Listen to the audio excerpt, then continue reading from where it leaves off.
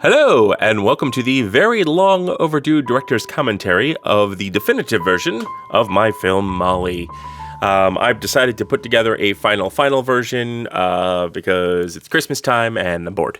So, let's talk about this opening. So, this is the original opening, and I originally had this whole backstory with the goddesses and the light and the shadows and the war between man. And we were at Gen Con, and we were watching this on the screen, and I was saying to myself, what here is not working? There was something that just wasn't working about this opening. It's very cool, and it gives good backstory, but the whole film wasn't action-packed enough. And I had originally written this scene that was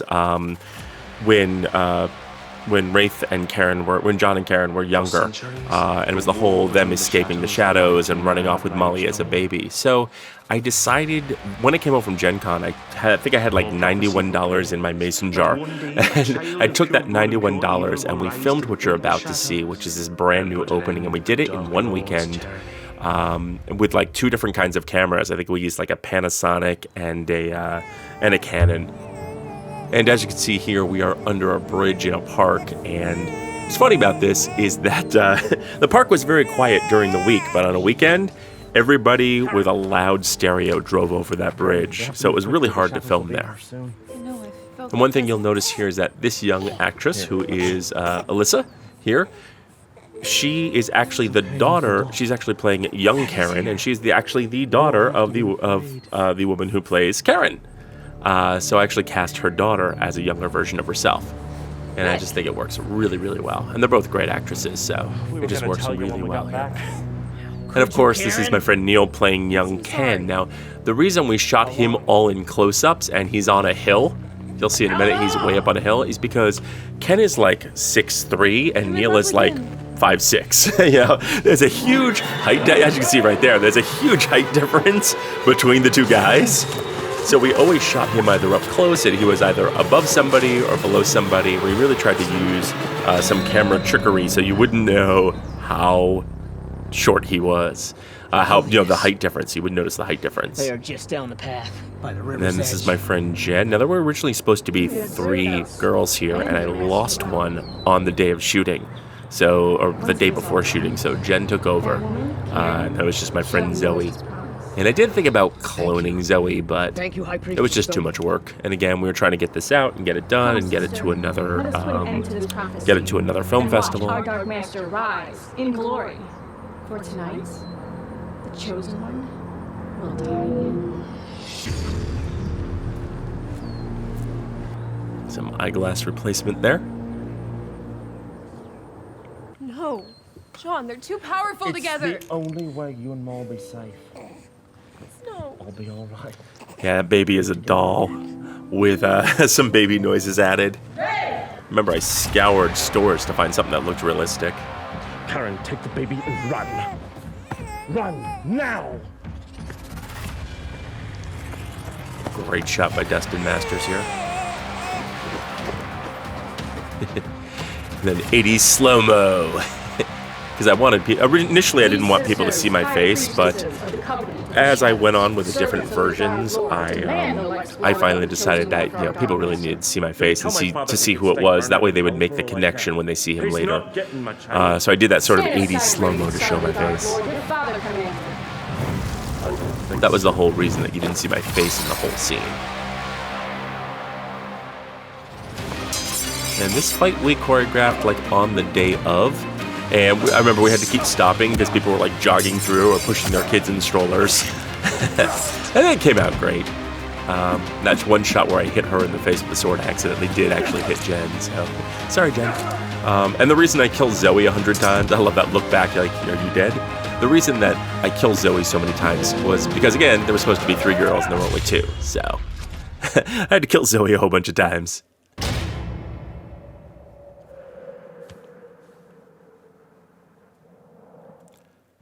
So this was around the corner from my old house, and it was like a entrance to a greenway. They've since redone it and really kind of messed it up, but it really looked like a driveway And I remember we accidentally left our cars there, so I had to put a little real estate emblem on one of the cars, so you would think it was from the realtor. But this sequence is interesting because I shot this sequence. This is not shot by Dustin Masters. I don't know what happened. It was a day where I couldn't get him, or I don't remember why I shot this. But I actually shot this myself. And I also shot the scene where she enters too. It was actually a reshoot. And in this scene, he was supposed to knock the rabbit on the ground, and then it was supposed to appear in her backpack, but again, we were sort of trying to get this done, so. And if you're wondering why this is so washed out, it's because I didn't have an ND filter for this particular lens. And there's another piece of stock footage that I blended. But I didn't have an ND filter, so I had to really kind of make this look a little strange here. And I think it worked. No, I'm sure it's not haunted. Plus you get that evil last Mimsy thing that I added here as the rabbit's voice, kind of my playing tribute to the last Mimsy here. And again, it works because she's talking to the rabbit, so it's a little washed out. So it kind of, for me, it works. Let me come back to more stock footage. And again, this is something I reshot because we had a makeup artist come in and she actually made Molly look orange. She made her look like an Oompa Loompa. So I reshot this sequence. Some of the shots here are Dustin, some of them are mine. But we reshot this sequence a little bit. There's some shots that are different. And then I think I went day for night, so you really couldn't tell. I'm not really sure if this is mine or Dustin's. It's been so long. Some of it's, I think it's a mix of both. But yeah, that was a reshoot. And here's our first glimpse of older Karen here. And as you can see, it looks exactly like younger Karen. And I love the fact she's reading my Lion King Broadway book. Now, this special effect is actually practical. I think there's one shot at the end where the rabbit is fake. We basically did 2 takes of this. We did one with with me on a ladder with a fishing pole and fishing wire lifting the rabbit back and forth on a ladder, and then we did one with like a clean plate. And I really wanted to give that old school like Pete's Dragon Disney animated magic kind of feel here, and I think I did that quite nicely. I think it works really well. And I did not see them do this. This was not directed. And there's the fake rabbit shot. That's the rabbit put in after the fact. But when they did like zip your lip thing, I didn't notice that they had done that, so. Every take. Where's the box I told you to get me? It's fine, it was cute. Keeks rabbit. If you notice in the background, there were like, we had these green pieces of foam that we were going to use for picture frames, but we never used them. This was an accident. We filmed this with Rick kind of in the back of the mirror there. If I had noticed it, I would have moved the whole shot over so you saw him. But it was an accident, didn't see it. But I still stuck it into the film because I thought it was kind of cool. We're leaving tonight. Again, the same stock footage. So this scene Ken does extraordinarily well. It is what I feel is like my worst written scene of this film. I really wish I had written this better. Initially, he was supposed to be drunk and he was supposed to be talking to their ghosts, but that got too technical and we're kind of running out of time to get this ready. So I had this idea of just a picture frame with the 3 of them and just crack the picture frame so you couldn't see my face. But it really does. You can see the lighting right there in the window. But Dustin did just such an amazing job shooting and lighting the scene. I was really, really happy. And he did such a great job acting this scene. I just wish it were written better, but, you know, stuff like that happens.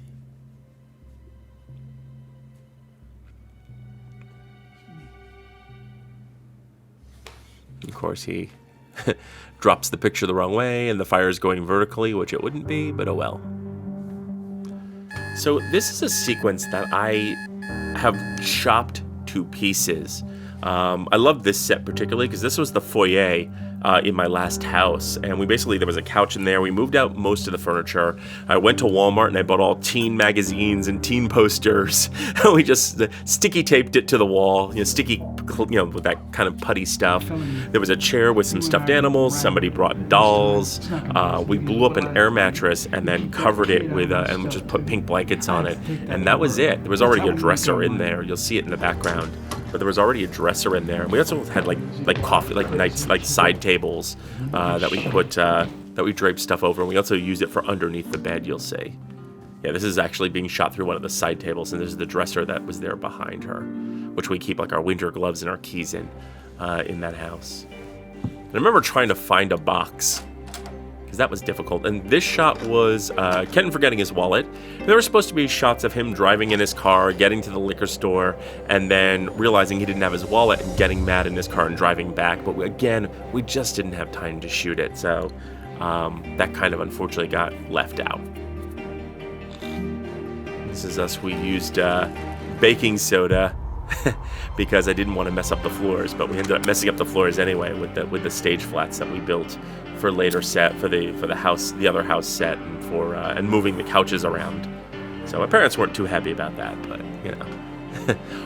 we're making a film here. And it was funny because I wrote some Latin words, and when we got to the set, I said, "Okay, Juliana, let me teach you how to speak the Latin." She's like, "Oh no, I'm good. I take Latin in school." Another lightning effect that I created. That wasn't. That's not real lightning. But anyway, yeah. So she knew Latin. So who said it's a dead language? So I was very surprised. I'm like, okay. So very cool that she knew it. Very smart kid. I think she's like 17 or 18 now. I mean, this is a good 6 years ago, so I think she was 11 here, so I think she's like 17 now. I call on thee. Christus bestow on me the will. Praise Team Vita. Praise Team Vita. Praise Team Vita. Again, some just Vita. overlaying some Disney Vita. magic here. Praise Team Vita. I remember I had Praise to Team dub Vita. down this film Praise Team because Vita. Praise everybody Team I Vita. went to, I had to explain it like Harry Potter, like an old Disney film. Molly? Like that's how I had to explain it to get people Molly? on board, because something I didn't realize coming from the north to the south is that people are much more religious. And my original script was actually much darker.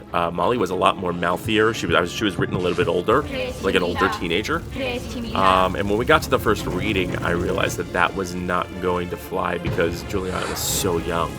And I couldn't, and she was such a sweet kid that I couldn't really see her being mouthy. So I ended up rewriting the script completely. And I'm sort of glad I did. Close your eyes.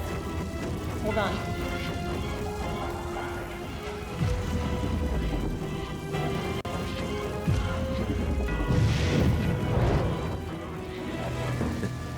That great house that was so much fun to shoot in. Really was a great location. Oh no! Wait, Mr. Oscar! Molly, no! And the symbolism of her mom falling, having the rabbit fall, because we couldn't actually have Mary fall. I really wish I had slow-mo capabilities and made that slow motion, but I think it's oh well. broken. You use the things that you have. I'll be right behind you. No, I'm not leaving without you.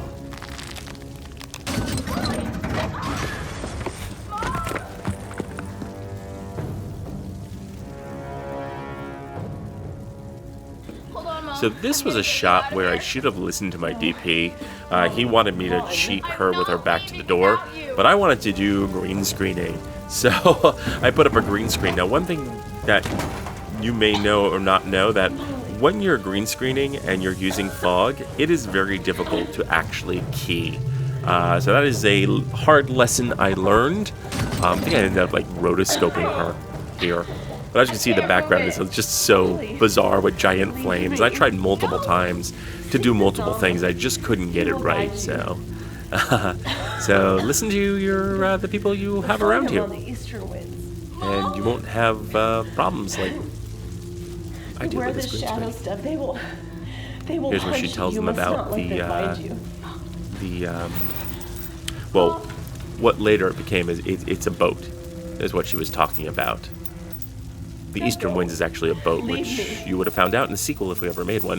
In fact, there is a sequence with like a shaman and the boat, And that's actually cut from the film. I inserted it here, I inserted it at the end, but it just never really fit. It's a very cool sequence. I actually had a swimming pool in fog and a model boat that I had made that I pulled across the water, but it just never fit, so it was cut. And here's Rick returning, and I did put the stock footage, the other stock footage, on here. I didn't do it in this shot because this shot was so difficult to do that I didn't want to mess with it. So, but there's the first piece of stock footage I ever bought with the CGI firemen walking in the background. I think I used Daz 3D for that, but I really love that shot of the fire behind them. It just really blended so well. And again, here's some great shooting by Dustin here. And again, this is all ADR because it was so loud outside, and it was a little bit windy, so we had to go in and do an ADR here. Looked pretty good. Sounds pretty good too. So here I am again. So hopefully you'll connect this guy to the first scene. I wasn't originally supposed to play this role, like I said. I don't know if I said that before, but I wasn't supposed to play this. I had several guys supposed to play this, and I ended up doing it. And this is actually the original scene from my acting reel. Later on, I went back and I redubbed this, but I was never happy with the performance, so I stuck this back in for this cut. So you can actually hear what I sound like. But I remember the sound guy, the audio was up too high. There had been a quiet scene before, and he never turned down the audio. So I was peaking because, I'm very loud. Even when I'm quiet, I'm very loud, because I have a big booming voice, as you can hear. So I love the fact that none of these lights reflect off their faces at all. This is all green screen. And there is another lightning effect it did. And again, this is, we moved the stage flats a little bit more forward in the room to kind of create a bedroom. You notice the rabbit's sitting up there. And there's a shot we shot for something else. The rabbit's now lying down. But that shot with him at the door was actually for something else that we kind of stuck in there. And here's Ken to make up some more lines, which is okay. A lot of these times when we're shooting so fast, I just kind of let people make up the dialogue, especially when it's late in the shoot too. But it works, it's fine.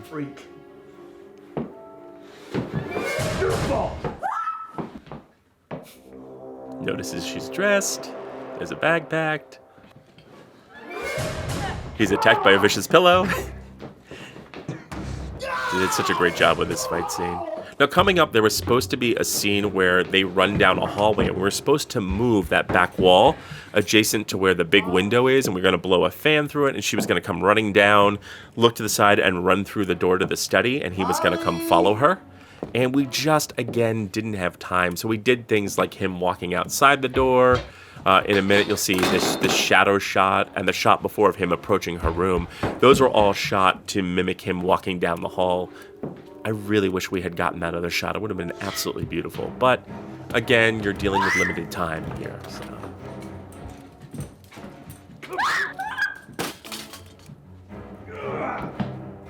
And again, you can see we just covered my parents' living room with peel and stick wallpaper.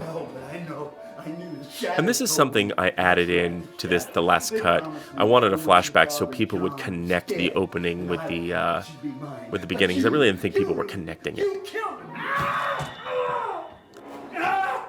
So this is all puppeteering, and then I messed with the frame rate to make it look like 1980s stop animation. Some of it has motors in it, but most of it was just puppeteering, and there's a motor that I sped up there. And remember, I had these green shoes with green poles that went into the rabbit's feet, and then I had a stick that went into the back of his neck, and you can see my shadow in the boxes there, which kind of looks like Molly's shadow, so it works. But I was in a green screen suit, so yeah, there's some puppeteering, some animatronics, some speeding up, some messing with frame rates. I really wanted to give that like 1980s feel to this, as far as the special effects were concerned.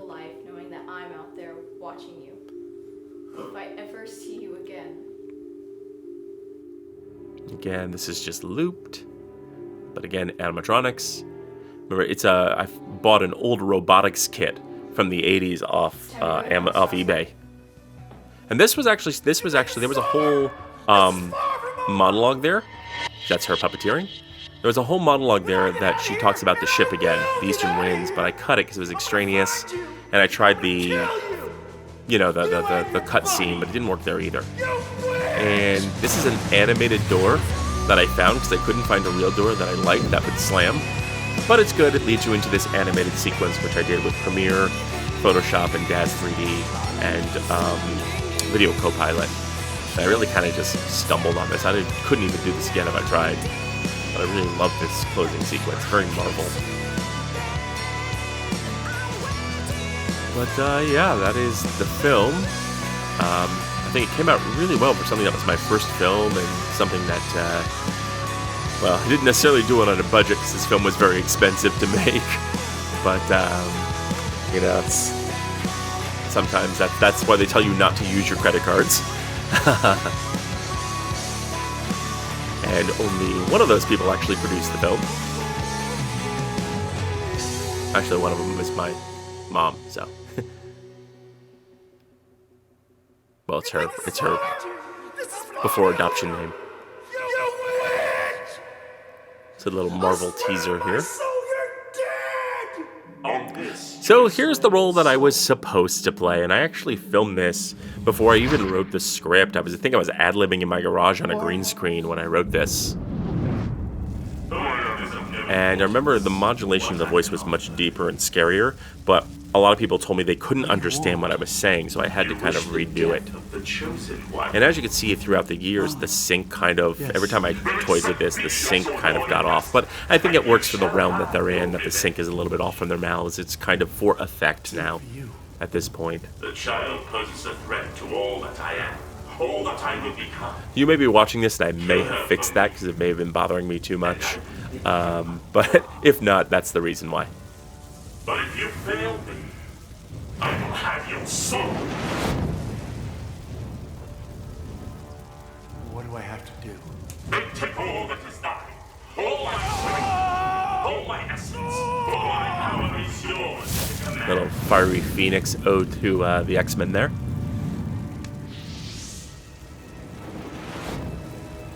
Do now I begin. Kill the chosen one, but do not. Yes, my lord. And here's the recreation of the trailer effect, which I thought was very cool. One of my favorite things.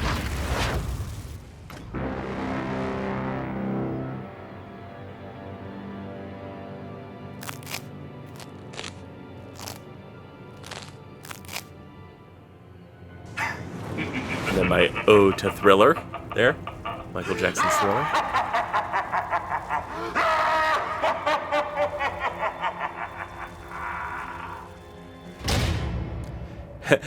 To be continued, which there never, in another sequel, which there never was one, because we never filmed one.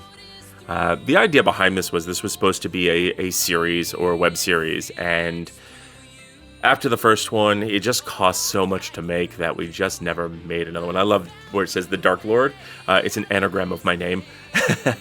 So Viscus, whatever it was, I forget what it was, but it's an anagram of my name.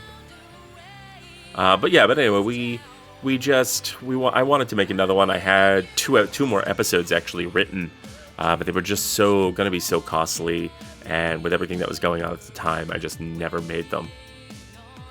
So that's it. Also with the music, somebody who was initially attached to the project was going to introduce me to Ben Worley, and we're going to have Ben Worley do the project. And then by the time I got around to doing the project, he was doing a lot of paid work. So I went to Filmright and bought all the Ben Worley music. So kind of still got Ben to work on the project, only kind of in a roundabout way. So so there you go. I think everything just worked really well for this, and I'm just really, really happy with this. Hard to believe I filmed this 6 years ago. Actually, 7 years ago now. There's the old logo. Well, yeah, there you go.